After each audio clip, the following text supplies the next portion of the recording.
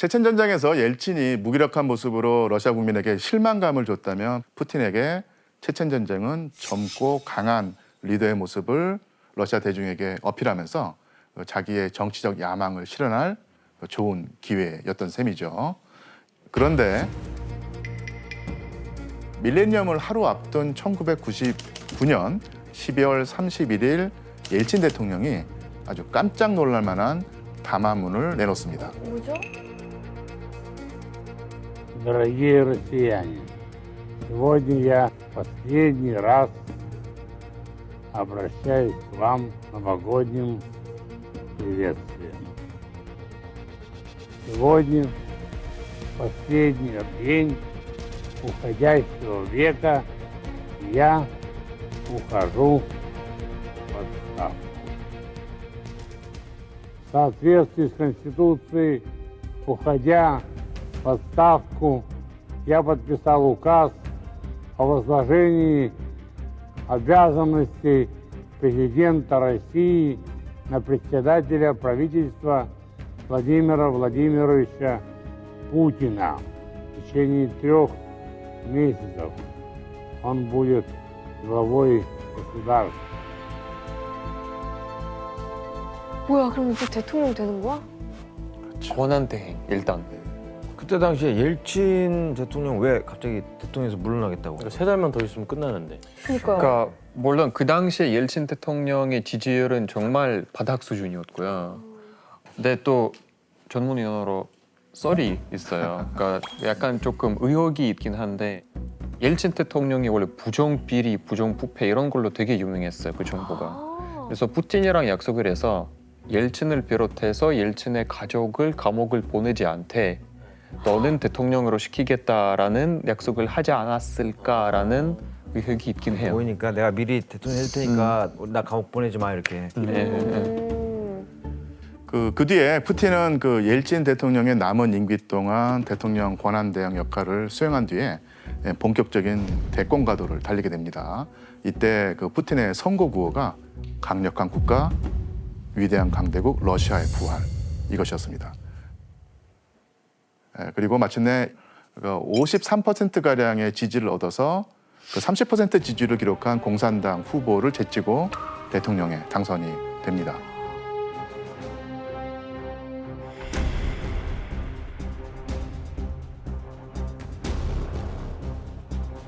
(2000년) 오늘 푸틴 시대가 공식 개막했습니다. 옛 소련 비밀경찰 KGB 출신의 푸틴은 보리스 옐친 대통령의 후계자로 지명된 후 대선에서 승리하고 권력을 승계했습니다. была свободной, процветающей, богатой, сильной, цивилизованной страной, и которую уважают в мире. 정계에 입문한 지 10년, 그리고 크렘린에 입성한 지 채 5년이 되지 않아서 벌어진 일이죠.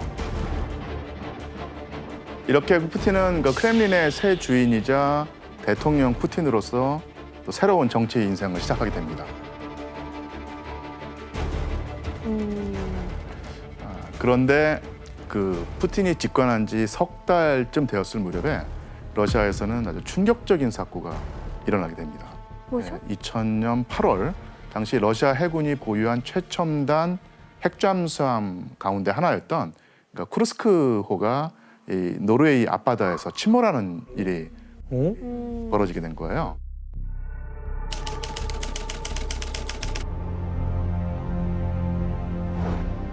이 사고로 이제 잠수함에 타고 있던 승조원 118명이 전원 사망하는 비극이 벌어지게 됐는데 러시아 정부가 그 밝힌 공식적인 사고 원인은 바로 어뢰의 오작동이었습니다. 그런데 이 사고에 대처하는 러시아 해군의 행동에는 그 이해가 안 가는 부분들이 많이 있는데요. 왜냐하면 잠수함이 침몰했다는 소식을 알고도 러시아 정부가 이 사실을 러시아 국민들에게 즉각 알리지 않았기 때문이죠. 그러니까 러시아 국민이 사고 소식을 접하게 된 것도 서방 언론을 통해서였어요. 그러니까 러시아에서는 보도가 안 되고 다른 나라에 통해서? 다른 나라의 보도를 통해서 사건을 알았던 것이죠. 사고가 나고 이틀이 지나서야 러시아 정부는 그 정부는 사고가 있었다는 사실을 인정했고요. 그 사건 당시에 그 초동 대응에 완전히 실패했을 뿐만 아니라 그러니까 이에 대처하는 푸틴 대통령의 행동에도 그러니까 비난이 쏟아집니다. 그 사실 그 푸틴은 그 사고가 벌어지던 바로 그때 흑해의 휴양지에서 어머나. 휴가를 즐기고 있었습니다. 그러니까 물론 그 사고가 있기 전 예정대로 떠난 휴가이긴 한데 문제는 그 푸틴이 사고에 관한 보고를 받고도 휴가를 끝내지 않았다는 것입니다. 그래서 이 사고로 푸틴을 비롯한 해군 관리들 모두가 언론의 집중 공격을 받았고요. Об этом знают все за рубежом, и об этом знают. У вас нет, наверное, детей. Это ничего они не понимают. Они зажравшиеся там все сидят. 국가 권력도 잠수함과 함께 바닷속으로 침몰했다. 뭐 이런 비판을 들어야 했습니다. 결국 푸틴은 집권하자마자 비난의 대상이 되었고 대통령으로서 과연 자질이 있는가 이런 의심을 받는 위기에 처했습니다. 하지만 푸틴이 본격적으로 강한 러시아를 만들기 위한 행동을 개시하게 됩니다. 취임한 지 얼마 안 된 푸틴은 어떤 세력과의 전쟁을 선포합니다. 바로 올리가르히였었는데요. 이거 뭐예요? 나라 이름이요?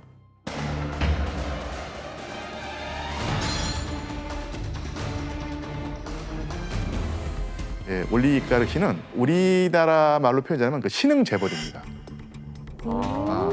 그래서 그 올리가르히는 그 소련 해체 직후에 그 수많은 그 국영 기업들이 있는데 그런 국영 기업을 민영화하는 과정에서 그 기업을 손아귀에 넣은 재벌을 말합니다. 이 올리가르히들은 단순한 재벌이 아니라 러시아 그 정계와 재계를 쥐락펴락하는 수준의 강력한 힘을 발휘하는 사람들이었죠. 그런데 이 러시아의 그 억만장자라고 할 수 있는 이들이 어마어마한 돈을 축적하는 과정에는 온갖 부정이 개입해 있었어요. 불법 주가 조작, 사재기 이런 것은 물론이고 경우에 따라서는 암살까지 저질러 가면서 강탈하는 수준이었습니다.